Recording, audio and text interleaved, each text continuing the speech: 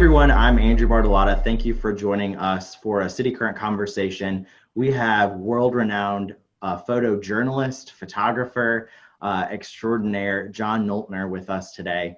And it's going to be a really cool conversation about the world we live in, the stories that he has learned across his over 40,000 mile journey, and ways that we can get involved and benefit from learning and listening to other stories. John, thank you for joining us. Hey, great to see you, Andrew. Glad to be here. So we met at the Points of Light conference last year in St. Paul, Minnesota, where you had your exhibit on display and created this beautiful collection of stories about removing barriers to give back and make a difference. It's taken almost a year for us to have this conversation, but I'm so glad that we're finally having it. Yeah, some things take time, and lo and behold, most of us have a little extra time these days. Absolutely, which is both a benefit and a hard conversation that I think we're going to touch on today. Yeah, But you're sure. doing some really cool, innovative things that we'll talk about it to sort of use this time to share other stories of impact. And I think that's such a cool thing and something that we try to do at cityCURRENT. And I just love the work that you're doing. When we met at Points of Light conference, I purchased your book, A Piece of My Mind, American Stories, which was published in 2016. And I noticed that the foreword was by the National Civil Rights Museum president, Terry Lee Freeman, which is right here in Memphis, Tennessee, Yeah. which was such a small world across, thousands of miles in St. Paul. So first off, tell viewers about your journey as a photographer. Yeah, sure. I have worked for, I used to say 20 years. I guess it's been almost 30 years now as a freelance photographer, shooting for national magazines and Fortune 500 companies. I got my degree in journalism. My degree actually is in writing, but I have always made my living as a photographer, first at a daily newspaper, then at a commercial studio doing a lot of product photography.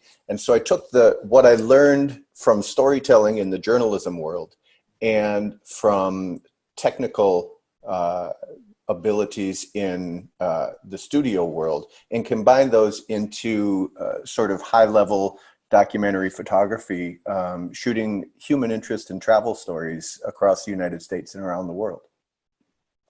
And then you sort of transformed that into an exhibition that you travel around the world with and at different schools and nonprofits and national events. So talk about the exhibition.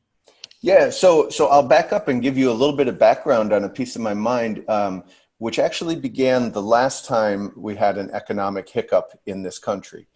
Back in the recession, I like to say the economy handed me some free time, which is a nice way of saying, my workload dropped quickly in the recession in 2008, 2009, and I had extra time on my hands, and I decided to use that to gather stories around how we could bridge divides. I was frustrated with the quality of our national dialogue and the way so many things asked us to look at what could separate us, whether it's politics, ethnicity, religion, gender, class. I wondered if there was something I could do with my photography and storytelling instead to look at what connects us. And so I started asking people this really simple question: what does peace mean to you? And we sat down and we recorded an interview like you and I are doing here. And then I would shoot a portrait. And so my first book was Stories from Minnesota, which I happen to have a visual of. And so 50 people who I interviewed here in Minnesota around this question. And then I realized there was more work to do. And so, as you mentioned, I drove 40,000 miles across the country, interviewing people from all different backgrounds, asking, what does peace mean to you? How do you work towards it in your life? And it's everybody from folks who marched with Dr. King back in the day to Holocaust survivors and homeless people and veterans who are returning from their service overseas, a really broad cross-section of who we are as Americans. And now we use those stories to remember what connects us, to rediscover the common humanity that we share. And so I've got 4 exhibits that travel across the country. I do workshops, I do keynote presentations, all centered around storytelling as a way to connect people. I love that. And we were talking before this conversation about how you're really expanding the senses of storytelling. So you do it through sight with photography, and then you were doing it through writing. And now you've launched a podcast. So there's listening involved with storytelling. It's a piece of my mind how life changed, which focuses on stories of real people around the US and how their lives have changed as a result of COVID-19. And it's just, I've got to say, I'm definitely a John Noltner fan for sure. And I've had the book in my office since we met last year. And it is every time I have a guest in my office, whether it's a coworker or someone outside, they immediately go to that book and they are reminded of their own stories through others. And they may not know a Holocaust survivor, someone that marched with Dr. King, but they have similarities within those stories. And that's what's so beautiful about your book and now this podcast. It's about relationships and hope and healing within the American society that is yearning for such community in a time where we're told to stay apart. Yeah, it is ironic, isn't it? Typically, when we go through a major crisis, our first instinct is to come together, to sort of rally together as humans. We like connection. We want to be connected.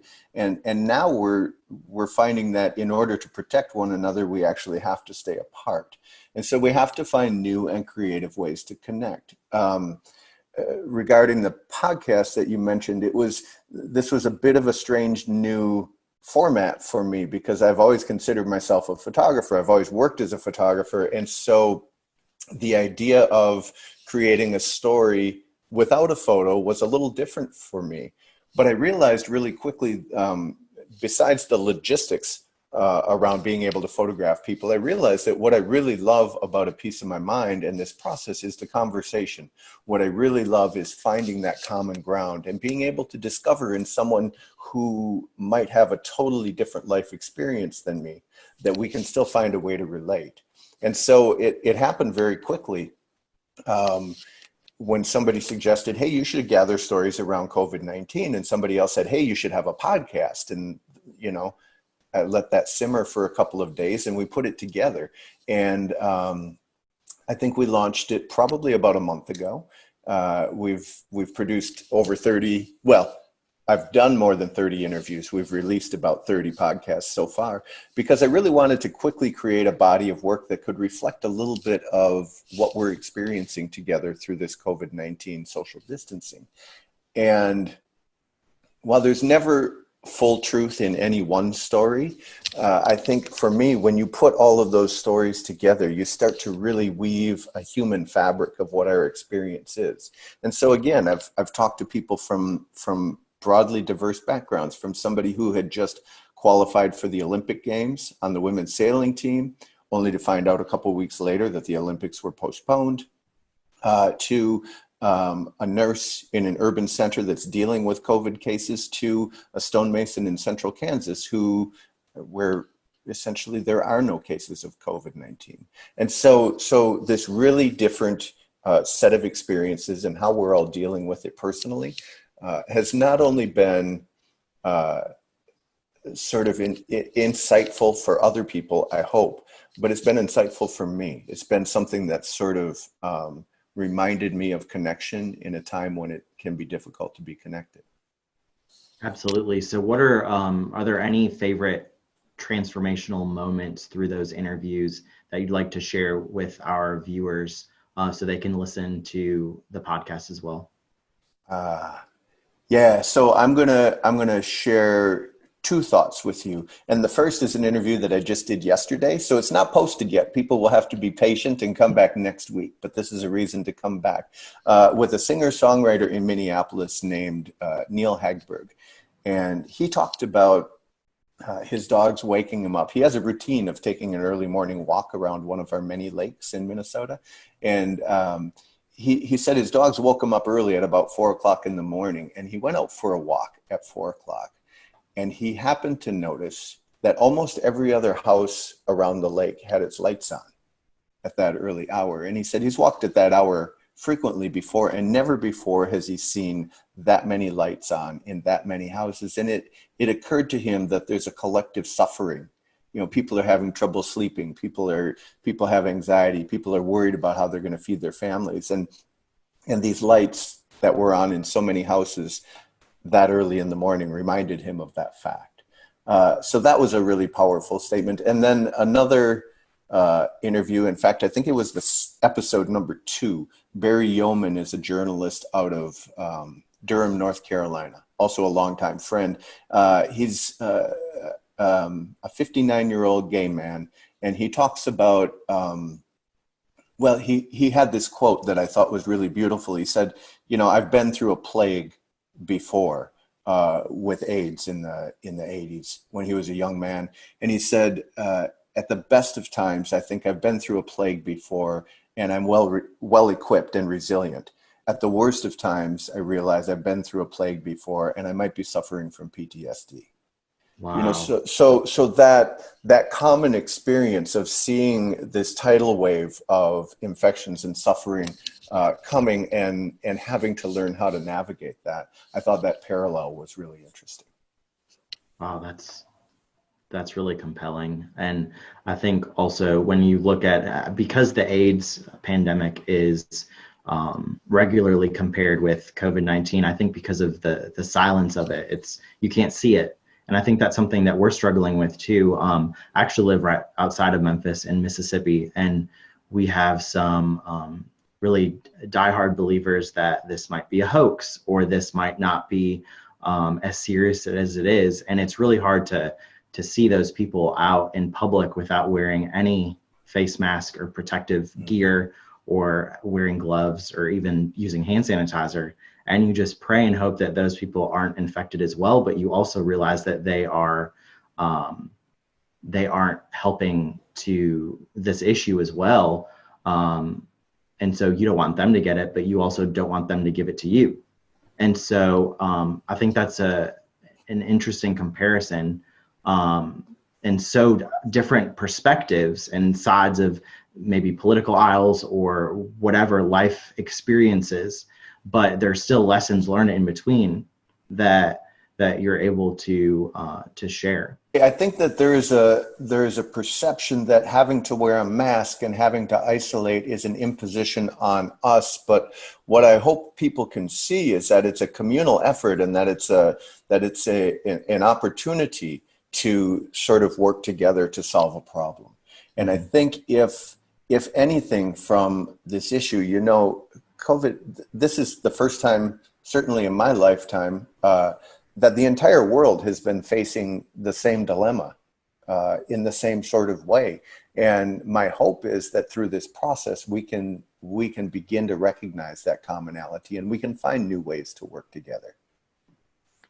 And so as a photojournalist, a photographer, a storyteller, you have a lot of times people, especially millennials and people in my generation, and just people in general during this time, we love to talk and be on the center stage. But for you, a lot of it is listening and taking it in to learn and share what other people are saying. So what are some lessons that you've learned on, instead of talking right away, listening to people and their varying opinions and life experiences? So that's a learned skill for me as well, you know, and I continue to find new ways to practice that. Just the other day, in fact, just today, yesterday, I posted, it all blurs together. They all right? run together, yeah. Yeah. One of these recent days, I just posted a story by a spoken word artist named Joe Davis on our podcast. And Joe has this saying that he uses frequently, which is, we do best what we do most. You know, and so sometimes, because we're not well practiced at listening, when we sit down to really do it intentionally, it can feel difficult. It can feel challenging, especially when someone disagrees with us and we feel like we have to impose our opinion. But what I've learned over time and again, it's just through doing it over and over again, is to come to these difficult conversations without an agenda, to be willing to just listen, to expect and accept non-resolution. We don't need to fix everything right here in a 5-minute conversation. In fact, I think that's one of our biggest challenges, is that we enter right into the most difficult conversations before we take the time to lay a groundwork and a foundation of relationship. You know, I've been in situations where I've been able to interview people who are homeless, people who are dying of a terminal disease, people who have spent 36 years of a life sentence in prison. And we've been able to have really difficult conversations, but we don't start there. We have to take time to build a relationship, to build rapport, and to build some sort of trust in the conversation. And I think that's something that we forget to do frequently in our public realm. And so we will jump right into the fire, and then we're surprised when we get burned. You know, but I think we really need to be willing to invest that time. We need to be able to suspend our judgment if we're going to hope to get more information without making the other person defensive. And for me as an interviewer, my 2 favorite questions are really simple. What do you mean by that? And tell me more. You know, simply to open a space where people can share, because when people feel like they're being heard, when they feel like they're being authentically listened to, they'll start to open up and share some really powerful things. When they feel like they're being confronted or judged, all of that gets shut down. Wow, that's great. So, you know, you've been asking this question to so many. What does peace mean to you? What does peace mean to you, John?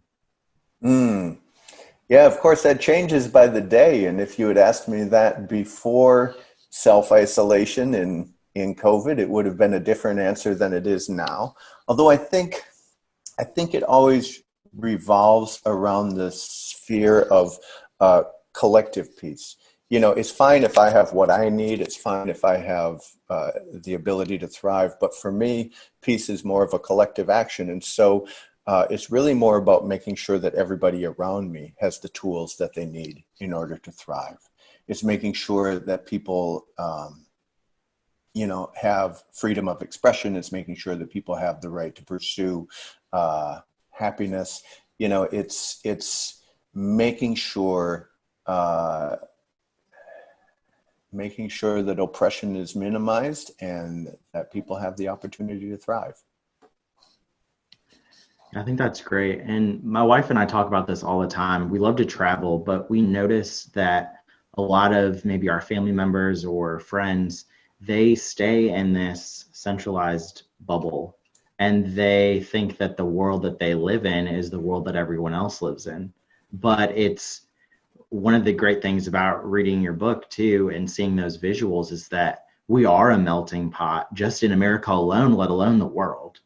And so our unique journeys that we go on, adventures, troubles, and lessons that we learn really vary, but there are always underlying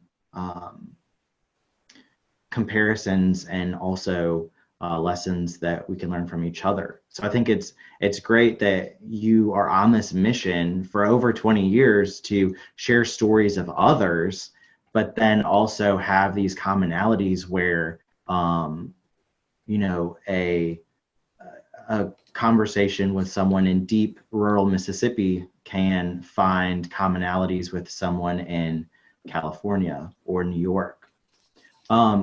So how can people get involved with A Piece of My Mind? I know hopefully you can get back to doing the exhibits like you have been, but I did notice that you're able to do some Zoom conversations like we are now with students across the US, across the globe. So tell us about how people can get involved.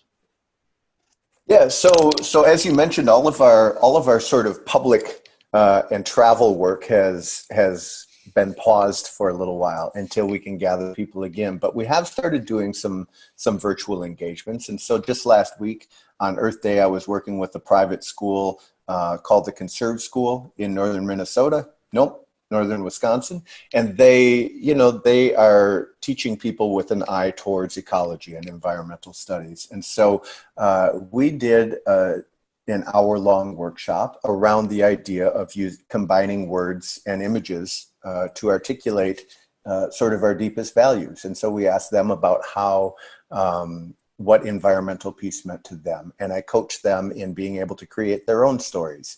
I'm also working on a project with Carleton College to sort of honor all their graduating seniors in a collection of their stories and their portraits that are going to both honor the loss of their final term at Carleton College, but also celebrate the community that they've been able to build.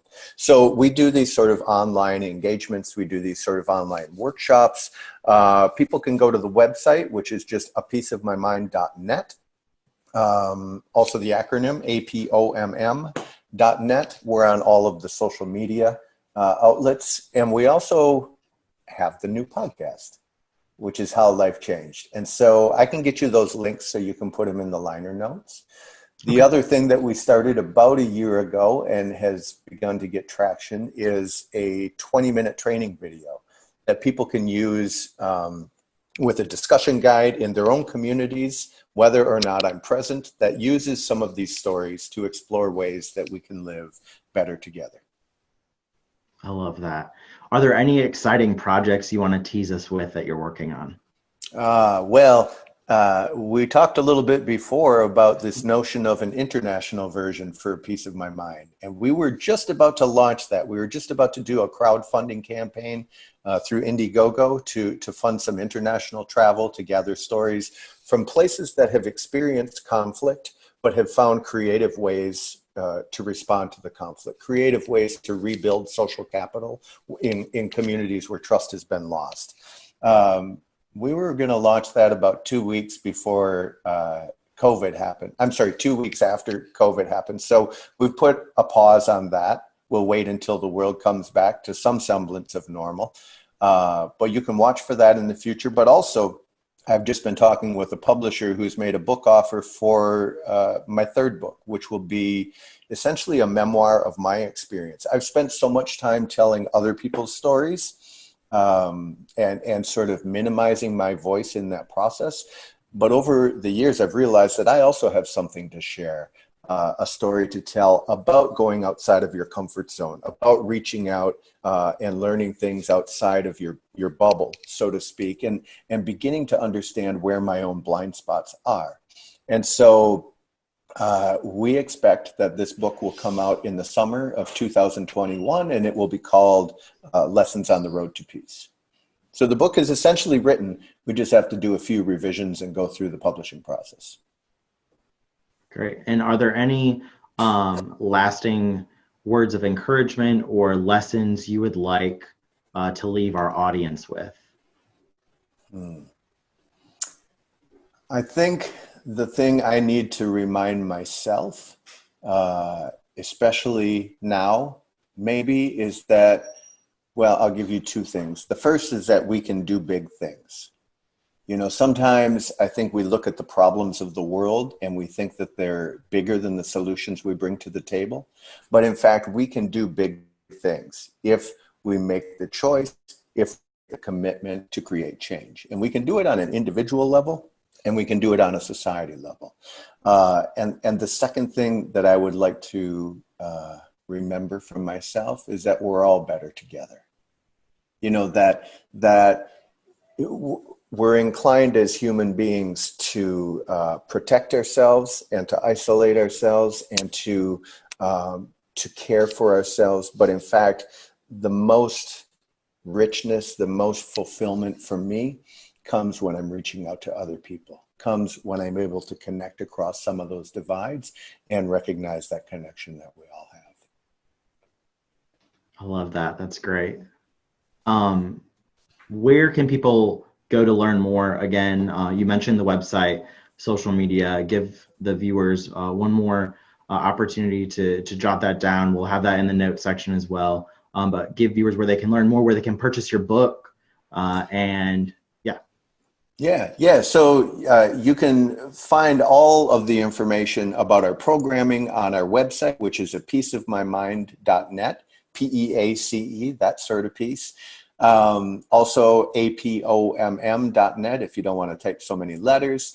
And then go to your favorite podcast platform and search for How Life Changed. Listen to a couple of episodes. Leave us a little review. Let us know you're out there. John, we could spend hours talking, and I'm so inspired by your work and really appreciate you taking the time. I hope that we can continue our conversation for many years to come and not let it take 11 months to have this conversation. But some things are worth waiting for. Absolutely. And I'm just so appreciative that you took the time to talk to us today and really inspire our audience, but also leave us with some lessons from others that you've learned as well. So thank you so much. I hope you and your family stay healthy and are well, and that on the other side, we will stumble upon each other at another conference of do-gooders and change makers. I would love that, Andrew. Thanks so much for taking the time.